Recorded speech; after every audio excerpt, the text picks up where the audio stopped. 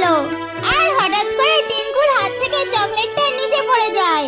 নিচে দাঁড়িয়ে ছিল একটা ডাইনি। ডাইনিটা চকলেটটা দেখে গপ করে গিলে খেয়ে নেয়। সেই সময় সেখানে গুড্ডু আসে আর এসে ডাইনিকে জিজ্ঞাসা করে, আরে ডাইনি, তুমি কি এখানে কোনো চকলেট পড়তে দেখেছো? হ্যাঁ, এখানে তো একটা চকলেট পড়েছিল, আমি তো সেটা খেয়ে ফেলেছি। তুই যদি তোর চকলেটটাকে ফিরে পেতে চাস তাহলে সবাইকে বল ভিডিওটাকে লাইক এবং চ্যানেলটি সাবস্ক্রাইব করে দিতে। প্লিজ বন্ধুরা, তোমরা সবাই ভিডিওতে লাইক এবং চ্যানেলকে সাবস্ক্রাইব করে দাও। টুনি পাখি চিংড়ি মাছের মালাইকারি খাবে বলে বাজার থেকে চিংড়ি মাছ কিনে নিয়ে আসে। এনে তার ঘরে রেখে কোথায় যেন চলে যায়। ঠিক তখনই সেখানে একটা ভয়ানক ডাইনি চলে আসে আর ডাইনিটি টুনি পাখির সব চিংড়ি মাছগুলো খেয়ে নেয়। কিছুক্ষণ পরে সেখানে টুনি পাখি আসে আর এসে বলে, আরে ডাইনি, তুমি আমার সব চিংড়ি মাছ খেয়ে ফেললে। আমি এবার চিংড়ি মাছের মালাইকারি কি দিয়ে বানাবো? টুনি, তুই চিংড়ি মাছের মালাইকারি খাবে বলে চিংড়ি মাছ এনেছিলিস। আমি তো লোভ না সামলাতে পেরে চিংড়ি মাছগুলো সব খেয়ে ফেলেছি। কিন্তু তুই চিন্তা করিস না, আমি তো চিংড়ি মাছগুলো সব ফিরিয়ে দেব, কিন্তু একটা শর্তে, যদি সবাই ভিডিওকে লাইক এবং চ্যানেলকে সাবস্ক্রাইব করে দেয় তবেই। একদিন একটা ইঁদুর এসে টুনির ঘরে সব মাছ ভাজা নিয়ে যায় আর কিছুক্ষণ পরেই সেখানে টুনি আসে মাছ ভাজা খাওয়ার জন্য। এসে দেখে তার ঘরে মাছ ভাজা নেই। আরে, আমাদের ঘর থেকে প্রত্যেকদিন মাছ ভাজা চুরি হয়ে যাচ্ছে, কিন্তু কে নিচ্ছে আমি তো জানিও না।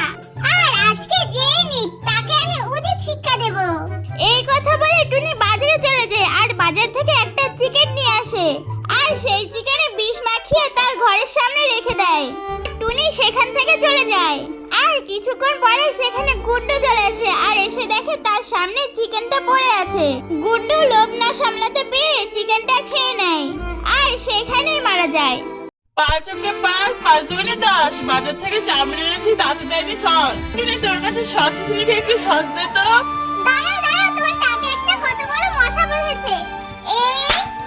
এই টুনি, তুই এটা কি করলি? মশা মারতে গিয়ে তো আমার টাকে একটা পদ্মফুল বানিয়ে দিলি। বন্ধুরা, যদি ভিডিওটা ভালো লেগে থাকে তাহলে চ্যানেলকে সাবস্ক্রাইব এবং ভিডিওকে লাইক করে দেবেন।